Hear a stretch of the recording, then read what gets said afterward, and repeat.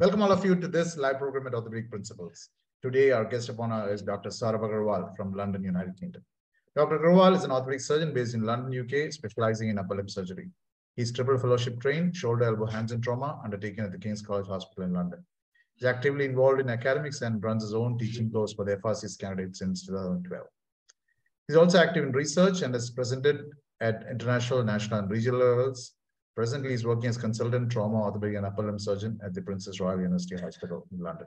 If you notice, Dr. Agarwal has delivered several lectures on our channel, and today is my great honor to bring back Dr. Saurabh Agarwal for this wonderful live program. Over to you, Saurabh. Well, thank you, Hitesh, for your kind introduction and invitation. Good to see you. So I'm Saurabh. I'm an upper limb surgeon. I work at Princess Royal Hospital, London. So I'm going to talk about overview of rheumatoid hand and wrist, cater to the FRCS Orth exams. Now I have divided it into two parts because it's very exhaustive. I've also done a lecture on Vaughan-Jackson Lesion a few days back, which is also on Dr. Hitesh's Orthopedic Principles in my YouTube channel.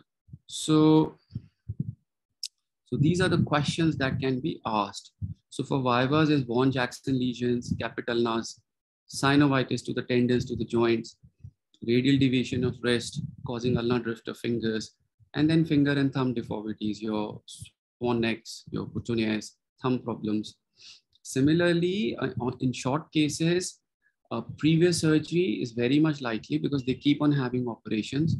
So you will be expected to pick up scars and describe them, and the surgery is catering to those scars or the nerve issues. And then again, radial deviation to the wrist and finger drops and ulnar drifts and finger and thumb deformities. And what is more important is how you describe the deformities, starting from proximal to distal. So that itself is a pass. Definition: it is chronic, it is systemic, it's an autoimmune disease, antigen-antibody complexes which attack the synovium and the cartilage, and there's a genetic predisposition. Pathophysiology, again, antigen-antibody complexes, they will cause synovial proliferation, which is also known as pannus. Then all these enzymes, your collagenases, proteases, elastases, they are the culprits. They are the ones which come and destroy all the collagen, which is in your cartilage, your ligaments. They destroy. So once your ligament and cartilage goes, obviously joint is eroded, then it gets subluxed, it gets destroyed, and a deformity happens. Similarly, they can purely affect the tendon, cause synovial proliferation, and then eventually a rupture. Similar theme, pathoanatomy. So again, in a joint, first thing would be a synovitis with no deformity. So this is the stage. You want to pick up your rheumatoid patients, you want to diagnose them, do synovectomies, start the medicines after liaising with rheumatologist. And then synovitis ultimately causes a deformity, which is again passively correctable. So this is a time you can do soft tissue procedures. Then the deformity gets fixed, but still there are no erosive changes. And finally, cartilage gets destroyed, and this is a stage of no return. So remember these 4 stages. Then the diagnostic criteria, this is the one we are using in London, Europe, or America also. I'm sure this is the one used everywhere. So I will encourage you to have a read of this paper by American College of Rheumatologists.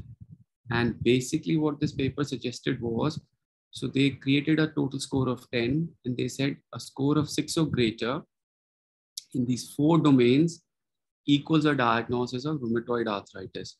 So they said number and site of involved joints and gave this score. Then serology, this 0 to 3 score. Elevated acute phase response, again, score was 0 to 1. And symptom duration, again with a score of 0 to 1.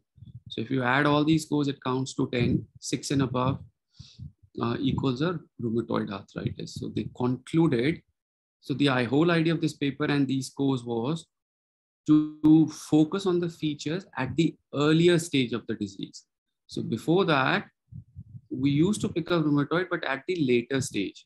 By that time, erosion had started and we had missed the boat, if you like. So the whole emphasis was to do an earlier diagnosis before erosion and then start effective disease suppressing therapy so that sort of those deformities don't happen, those erosions don't happen. So radiology.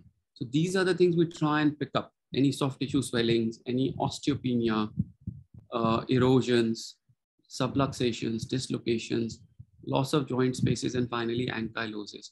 So any X-ray given to you, these are the features to describe. So types of rheumatoid, very important to pick up those. So mutilants, as the name suggests, is an end stage, very deformed joints, hardly any function. Then nodular, again, rheumatoid classically present with these nodules on the skin, either in hands or the forearm or around the elbow. So important to pick up these nodules and describe them. And the most definitive diagnosis of a rheumatoid is to excise one of them and send it to a lab for histopathology. So bring that out in the exam. Osteoarthritis, so remember, once rheumatoid burns out, osteoarthritis can superimpose. For example, this patient has got now Bouchard nodes and Hebden nodes. So remember, rheumatoid can also have osteoarthritis towards the end stages. Same goes for hip and knee. Then soft tissue laxity, self-explanatory. With so much ulnar deviation, obviously the ligaments are all gone. So remember that. Synovitis. So remember, rheumatoid can have synovial proliferations, your pannus, either coming from the joint or just localized to the tendon, which I'll show you in my Vaughan-Jackson, my operative case. So for example, here it seems to be coming from the radiocarpal joint. Something is happening at the drudge. And look at the PIPs to the index and middle finger. So synovitis was the first stage in pathoanatomy. That is the stage you want to be able to do synovectomy, send part of the synovium and fluid for histopathology, of course, do the cultures, histopathology, to be able to pick up rheumatoid, liaise with your rheumatology colleague, and start the treatment. Then ulnar caput. So what is ulnar caput?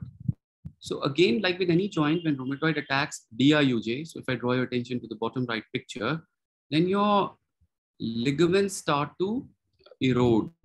So once your volar DIUJ ligament erodes, ulnar head will tend to sublux or dislocate dorsally.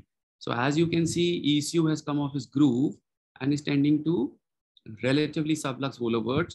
And that's why it's the EDM, which is where the problem starts, which is where the rupture starts. So that's caput ulnar. This is how it will look on an X-ray, very prominent eroded ulnar head.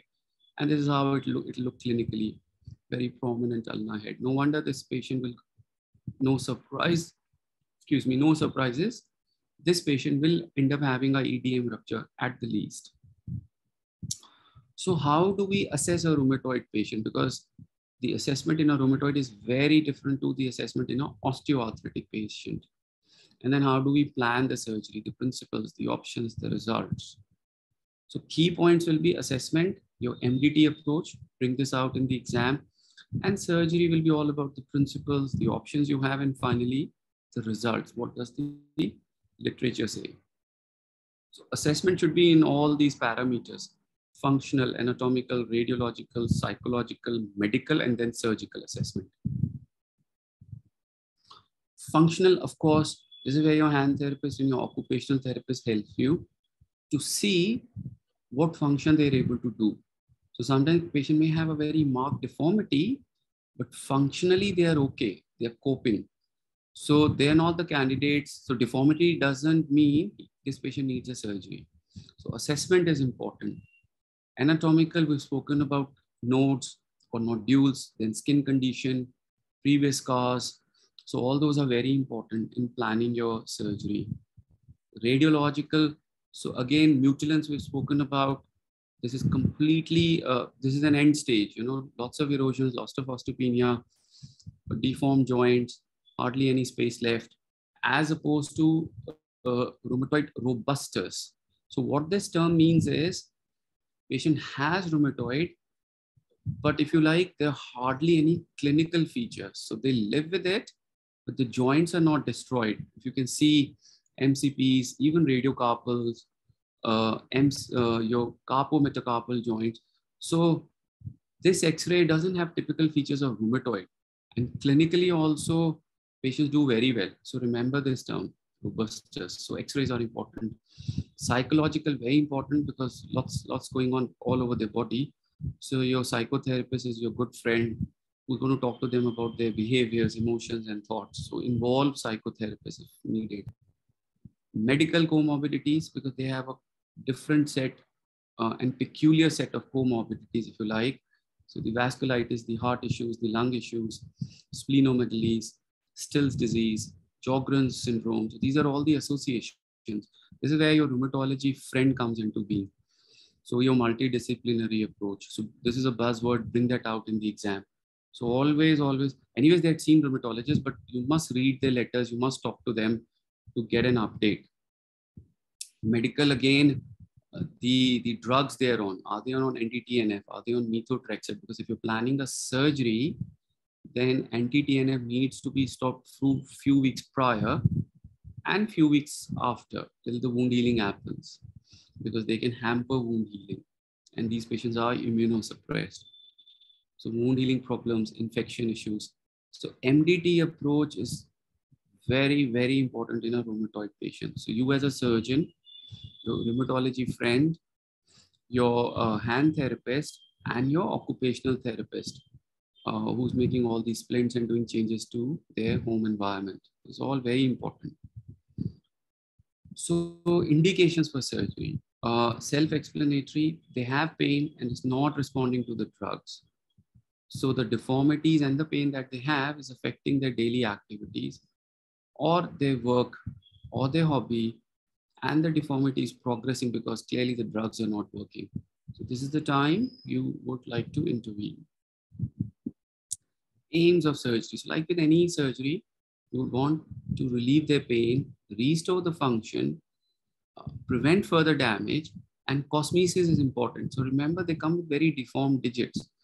So if you improve the cosmesis, sometimes that itself is very helpful for their psyche, for their motivation. So remember cosmesis, it is important for a rheumatoid patient. Principles of surgery. So remember, as I was telling you before, deformity does not mean an operation. Patient may have finger deformities, but they're doing very well in terms of function. Their functional demands may not be that much. They may be 75 or 80. So every deformity doesn't equal an operation. And then tailor your approach to each patient. So look at the whole patient, all their issues which I've discussed about. Very important, their needs. Every patient's needs are different, and their expectations from you as a surgeon. Look at the other joints, their hips and knees, atlantoaxial joint, neck joint. And then you have to see how much functionally you can improve them versus their needs. That's very important. Needs are more important than what functional improvement you can bring about. Equally, at the same time, remember, a little someone with nothing is a lot to them. So if you can help them even a little, that means a world to them. And then, of course, a detailed clinical assessment, as we've spoken about, social assessment, as we've spoken about. This is where your occupational therapist and hand therapist comes into picture. In fact, they play a bigger role than you do as a surgeon. And of course, liaise with rheumatologists. Be optimistic, but realistic. You cannot make the wrist normal after surgery. You can convert a deformed, painful wrist into a functional wrist. And then, of course, start from proximal to distal. So start with the wrist, then go towards the digits. And remember, these patients are there with you for your whole life, because they will always have the need for something or the other. So to gain their confidence, start with the winner. Start with a surgery which will help them, and that sort of helps you to gain their trust. So what are the options that you have? So simple synovectomies, as I've told you before the erosive stage. That's where you want to do your synovectomy and histopathology. Tenosynovectomy, so for tendon synovial proliferations, tendon surgeries, so any tendon ruptures, you want to do your tendon transfers or grafts. And then of course, in the end stage, deformed arthritic digits or wrist or any joint, either arthroplasty or arthrodesis. So again, just to recap everything. So remember drugs, they'll be on loads of drugs. So some of them need to be stopped. So liaise with rheumatologists. Anemia, so hemoglobin is low, you have to deal with that. Infection risk, poor wound healings, sinus formations, then neck, that's where your anesthetic colleague comes in, C1, C2 instabilities. And chances are they will have some surgeries in the past. So you have to have a holistic picture before you offer them any surgery. So let's look at the surgical priorities. So these are the 8 things in hand and wrist. So nerves have to be addressed first, followed by flexor tendons, then the wrist, then the thumb, MCPs, extensor tendons, then PIPs, and last are the DIPJ. This is an important slide for exam purposes, because if they have 3-4 existing problems, you will be asked the surgical sieve as to how you will prioritize. So let's look at them one by one. Barring the digit deformity. So I'm going to not talk about thumb, PIPs and DIPs in this lecture. That will be a separate lecture, which will follow this in next few days. So nerves. So these are the potential nerves in upper limb, which can be involved. So let's look at the carpal tunnel. So 9 tendons here, 4 FDS, 4 FDP, 1 FPL. Remember, if they get flexor tenosynovitis, it becomes a space occupying lesion. Median nerve will get compressed. So offer them a carpal tunnel release and flexor tenosynovectomy. Similarly, cubital tunnel behind the elbow. If there's any synovial proliferation from the ulnar-humeral joint, it will involve the ulnar nerve. So you have to go in and decompress the nerve and get into the ulnar-humeral joint to remove all the synovial proliferation. Always use the opportunity for a histopathology. Guen's canal, so at the wrist area. Again, if there is a synovial proliferation from the joints or from the FCU tendon, it can compress the ulnar nerve. Depending on the zone, there will be varying symptoms. The idea is to decompress the Guen's canal. Radial nerve. So this time, the culprit is the radiocapitellar synovitis in this area. So again, that's why the pin will get involved. So again, an ultrasound or an MRI, and then if you're sure of the diagnosis, then deal with radiocapitellar synovitis.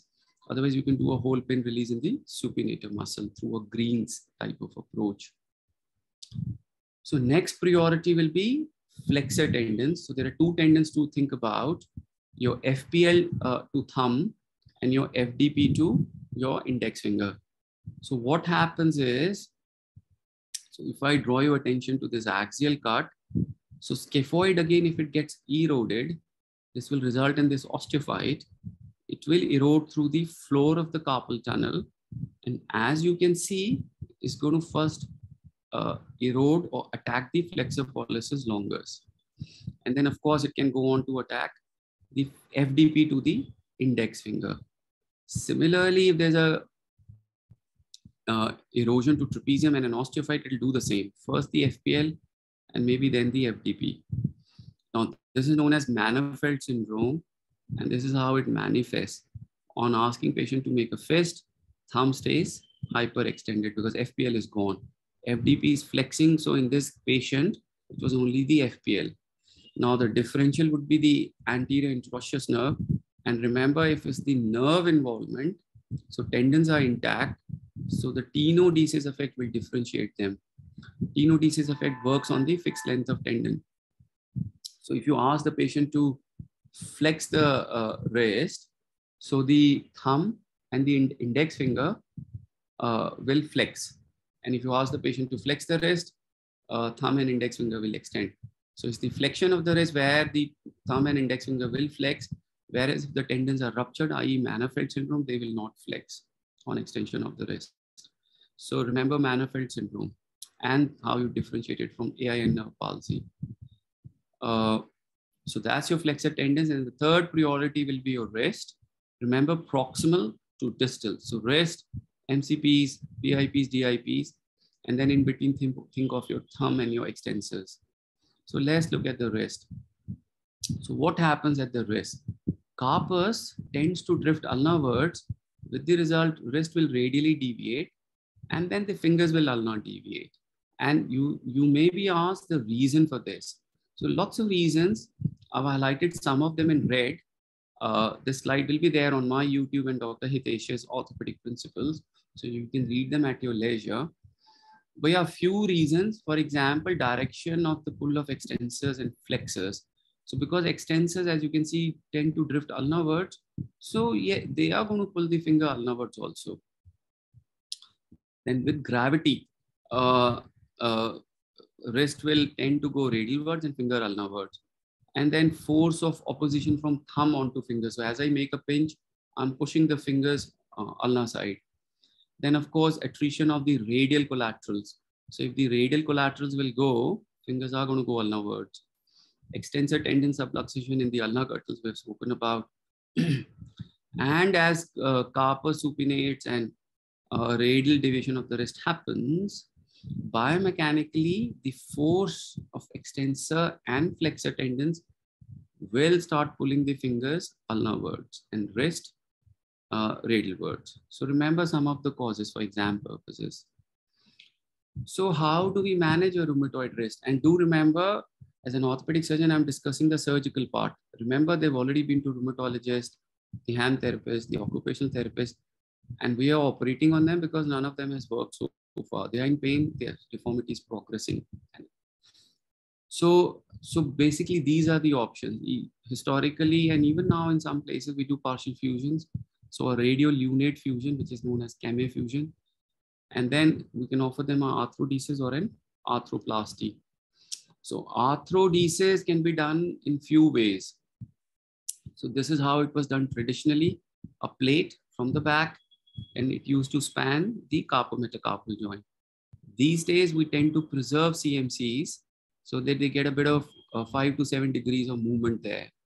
So you can just use any 2 hand plates or CMC sparing specific wrist fusion plates. And if the bone is very osteoporotic and you feel plate will not or screws will not hold, then you can put a Steinmann pin just from middle finger metacarpal or index finger into the radial canal. And finally, wrist arthroplasty. So in the following slide, we'll see the results of wrist arthroplasty because it's a modern thing. Now, if someone has a bilateral rheumatoid, then what can we do? We can fuse both the wrists, fuse one, replace both. So let's see what the literature says. So arthrodesis has been done historically, and I can tell you because I've done loads of arthrodesis in osteoarthritic wrist and rheumatoid wrist. It does have a very good result. In fact, in osteoarthritis, even better than 90%. In a rheumatoid, good success rate. And this is the paper which I will encourage you to read. But if we do a wrist replacement, so I do offer wrist replacements both for osteoarthritis and rheumatoid. Again, we do have sort of 10-year results now. And again, survival is comparable to arthrodesis, around 90%. But yes, replacement is like more complicated procedure. So it will have higher complication rates. Sometimes tendon can be too tight.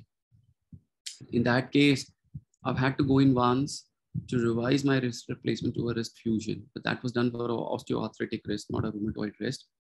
And remember, if you ask patients with rheumatoids, they do prefer a wrist replacement because you're preserving movements. And movements are very important to them because they have issues right from wrist to MCPs to PIPs to DIPs. So if you can preserve movements, nothing like it. So still sticking to the same theme, wrist. So what do we do for the drudge? So these are the few options we have in our arsenal: a Darex, bars, or a hemiarthroplasty. So hemi you can do, but remember 2 things. One, drudge, sigmoid knot should not be too arthritic. Second, the dorsal lip of the sigmoid knot should be intact. Otherwise, the hemi will tend to sublux dorsally. Bars, I'm going to show you in my extensor tendons, in my Vaughan-Jacksons. Direct is a straightforward sort of excision of ulnar head. Again, I'm not a big fan of directs. I would do a bars for completeness sake. I put it here. But do remember, sometimes you may have to do directs. In a rheumatoid who's an elderly, more than 65, where the demands are less, the proximal stump impingement to radius will be almost negligible on functional loading. So direct still has a role. And then, of course, you can combine your directs with wrist fusions. And as I said, bars, I'm going to show you later in the slides. Thumb, I'm going to skip because digital deformities I'm going to discuss in my next lecture. The thumb we are skipping. So let's come to MCPs. So again, remember in exam, you can be shown this picture. So your discussion will be on MCPs and finger drops. So what causes dropped fingers? What's the differential? This is an important slide. So synovitis can happen at MCP. So extensor hood gets damaged and your extensor tendons drift in the ulnar gutters. So that will result in dropped fingers eventually. MCP will tend to sublux, as you can see here, ulnarwards and volarwards. Volar plates in the front can contract secondary to all these pathologies going on. Intrinsic contractures can cause dropped fingers. Then extensor tendon ruptures obviously can cause dropped fingers, which is my case today in extensor tendon damage. And then pin palsy. So as we were talking in the nerve section, if there's a radiocapitellar synovitis, it can involve posterior interosseous nerve, which means all the four fingers will drop. So if you are asked to differentiate again tenodesis effect, so in a pin palsy, because of fixed length to the tendons, when I flex the wrist, all my fingers will extend, four fingers will extend. But if there was an extensor tendon rupture, on flexing the wrist, if there were two finger extensor tendon ruptures to the ring and little, they will stay dropped. They're not going to come up. This is how you differentiate. So what can we offer for MCPs? MCP fusion is a very bad procedure because for all of us to be able to use our fingers, MCP are the ones which move first. And they will flex or extend depending on the function we want from PIPs or DIPs. So MCP stability and function is very important. That's why fusion is not a good idea. And we can offer them silicone MCP replacements plus extensor tendon centralization, or we can offer them pyrocarbon ones. Pyrocarbon's problem is they settle, i.e. they cause bone osteolysis, and revising them is difficult. So I still feel MCP silicone replacements, at least in my hands, do well. This is how they look. They're not going to cause bone osteolysis. This is the sort of approach, and they're very easy to revise.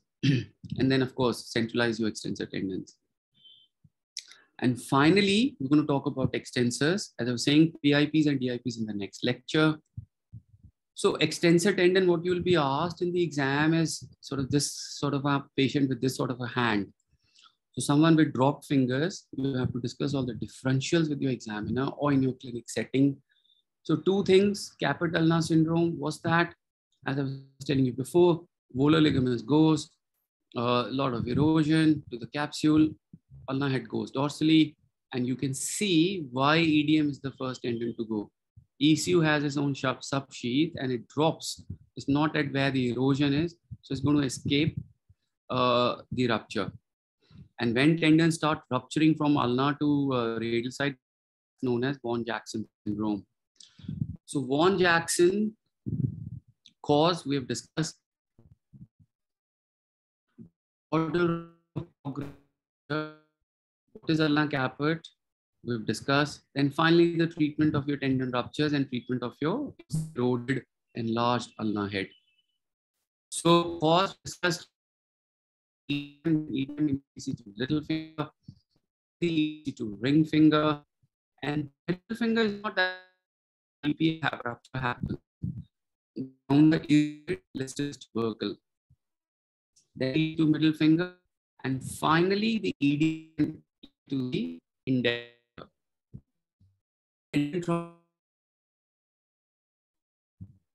One finger rupture, EDM, and one day all the EDMs to whichever number the patient has, a side to side transfer to the intact to ring finger. That's an option. If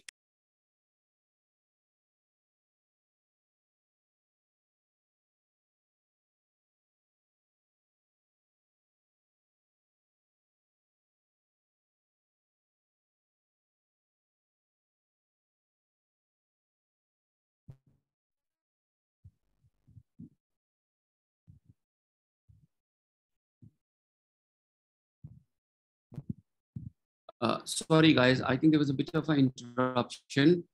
So we're talking about the little finger tendon, and we can do a, if it goes, we do a side transfer to. Saurabh, your slide is not visible. Oh, I think on my computer it is. So shall I Yeah, say now it's, sharing? yeah, no, now it's okay. Can you go to the previous slide, please?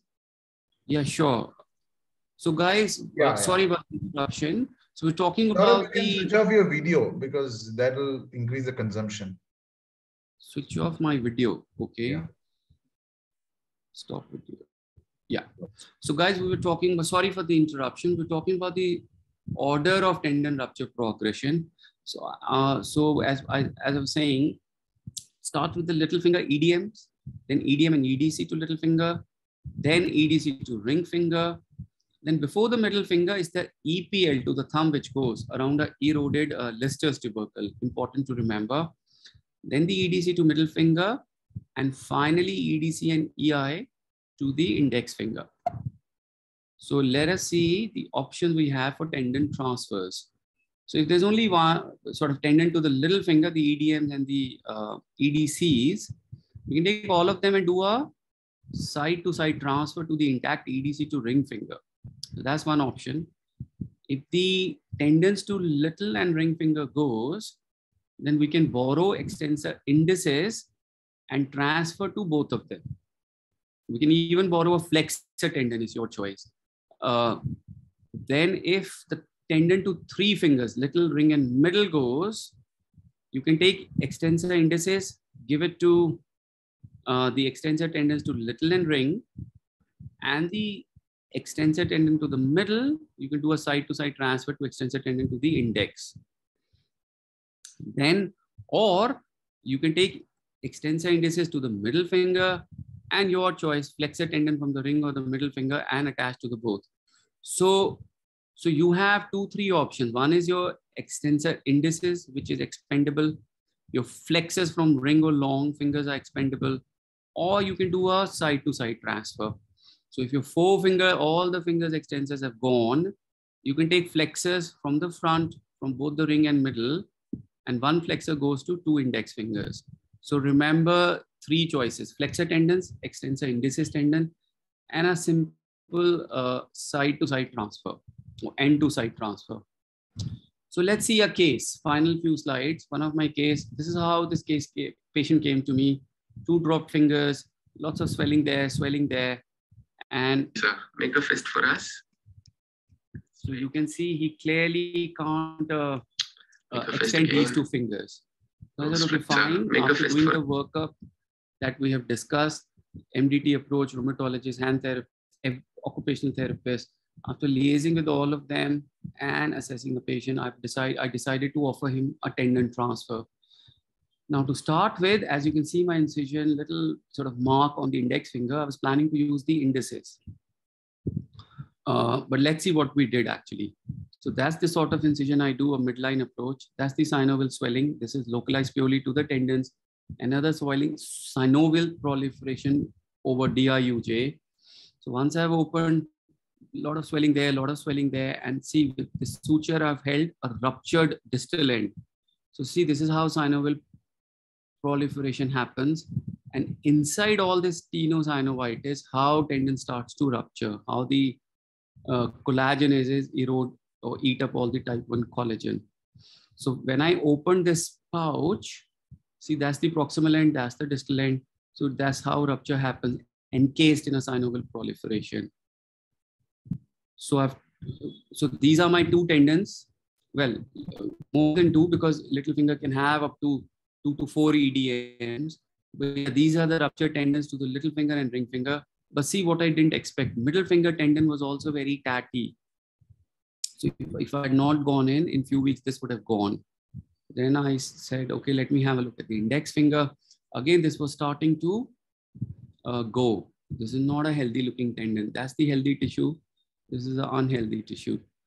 So now when I saw this, and this guy is young, as you've seen, he's in early 50s. He does a lot of manual work.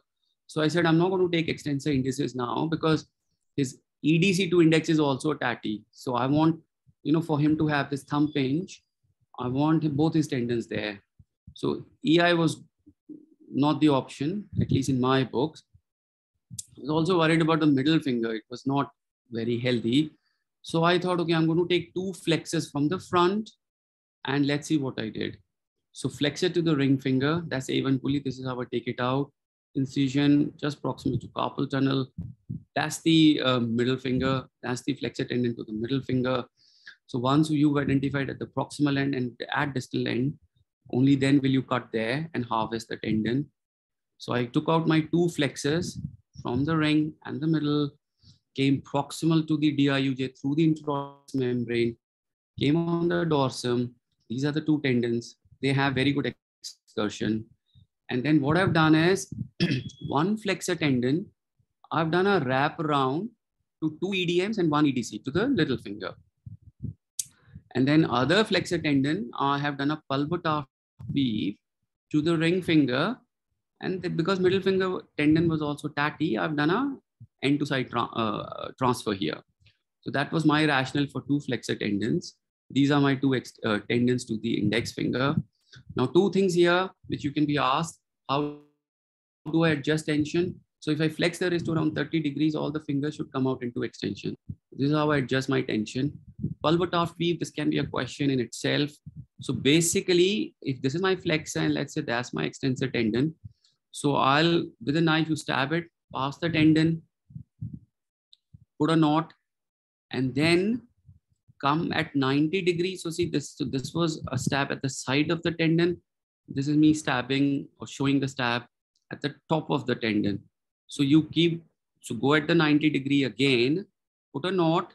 At this stage, you check your tension. Is it enough? Because remember, post-operatively, there'll be some myostatic relaxation. So if you're happy with the tension, then you carry on with your weave because you need to have at least 4 weaves. So you've come from the top, this time you've gone from the side, so again 90 degrees. And this time you can stab at the bottom and come from bottom up. So you keep going at 90 degrees, basically. That's your pulvotaft weave. And then remember I was saying, I'll show you my bars procedure. So this was this drudge synovial swelling, which I've all taken out. Look at the sigmoid notch, grade 4. I put a wire to hold my ulnar head temporarily when I do my bars. Bars basically is I made a big, nice capsular flap. Sometimes you can add retinaculum to it. And I'm going to take some stitches on the volar tissue, which is what I'm trying to show here. So stitches in the volar tissue and interpose this. So it's a soft tissue interposition arthroplasty, basically. So see how I'm going to take my flap inside. So grade 4 arthritis or sigmoid notch won't matter. So once more, the whole flap goes inside and I'll attach it to the volar. And X-ray shows what I've just said, grade 4 drudge away.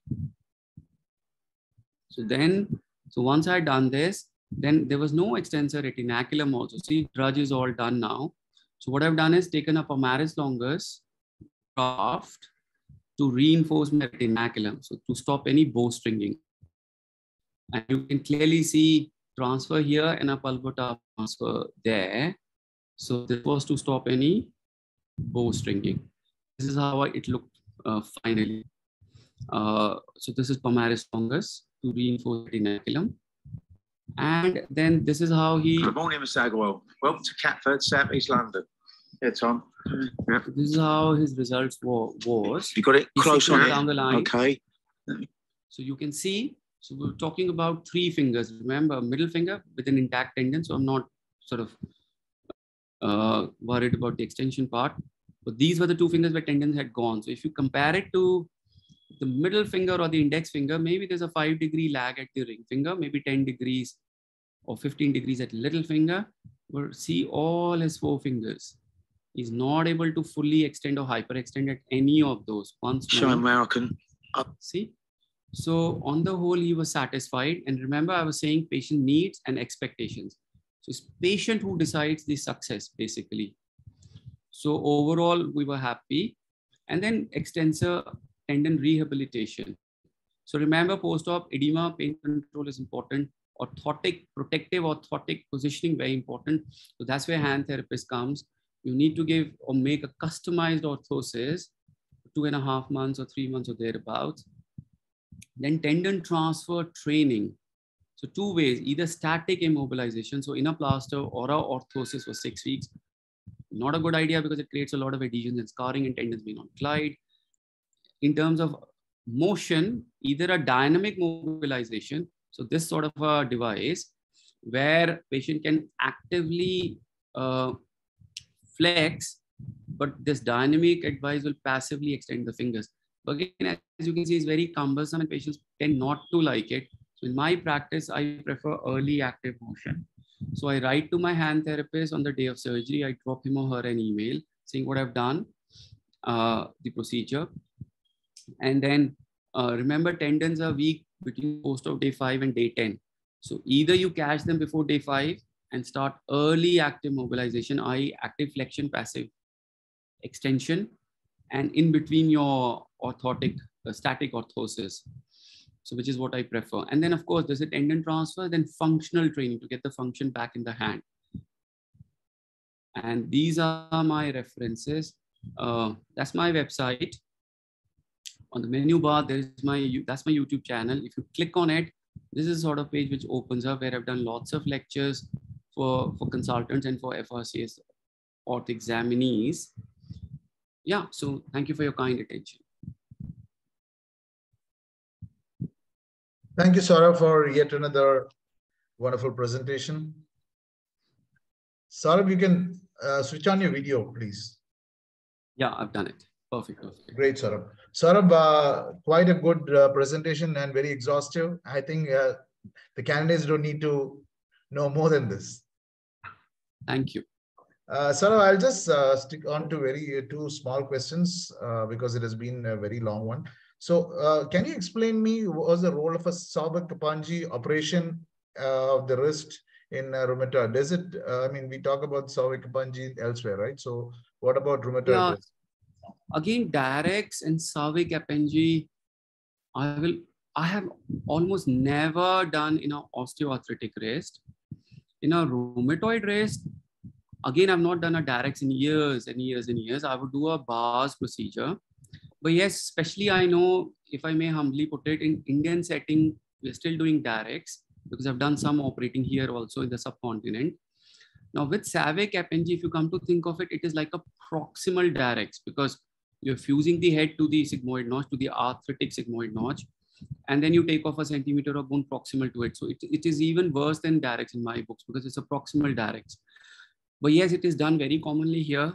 I myself done a few in the settings here, especially with all sorts of drudge problems where patient can't afford expensive Adams type and Yakimura type or Nakamura type. Sorry, I'm forgetting the name of, you know, those tendon procedures. I think it's Nakamura. So Sauber-Kappanji effectively is you take the head, you fuse it to the sigmoid notch. So you take away that arthritis part, you take away that unstable drudge in case of chronic TFCC tears. But again, in my books, it's a proximal Darex with more impingement and more problems. But yes, if someone can't afford, you are in a village setting, one should do it. And Saurabh, you mentioned about one of the problems with the Darex as well as the Sauber-Kappanji is the proximal ulna impinging on the radius and causing problem. Do you think looping a tendon through it reduces that problem? Saurabh, you're offline, I think. Yeah. Sorry. So sorry, I couldn't hear your last 2 lines. I do apologize. No, once you have done your distal resection, you have a proximal stump, right? So the stump is the reason for all the impingement on the radius, isn't it? And do you think Correct. passing one of the tendons through that will reduce movement and reduce impingement? People have described those. People have even talked about, wrapping the ulnar stump with pronator quadratus. I've personally not done those. I'm not sure how the results are. But as I said, in some settings where patients can't afford costly, sophisticated procedure, it's a good option. I wouldn't do it in London. Thank you, sir. And just one last question is regarding the wrist fusion that you mentioned. Now, what is the common procedure that you do? Is it a wrist arthroplasty or wrist arthrodesis for rheumatoid? So you have to again assess the patient.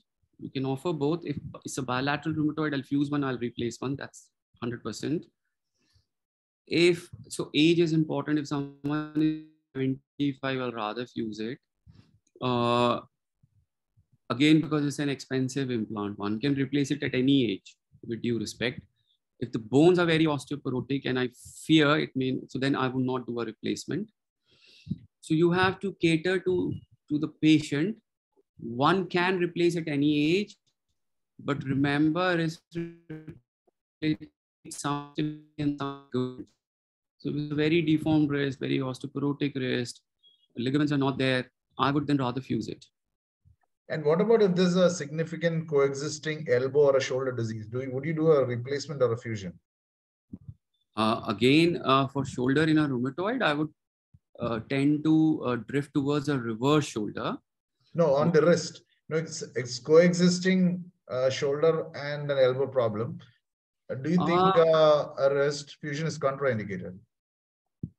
So you can replace both the shoulder and the elbow. I know that.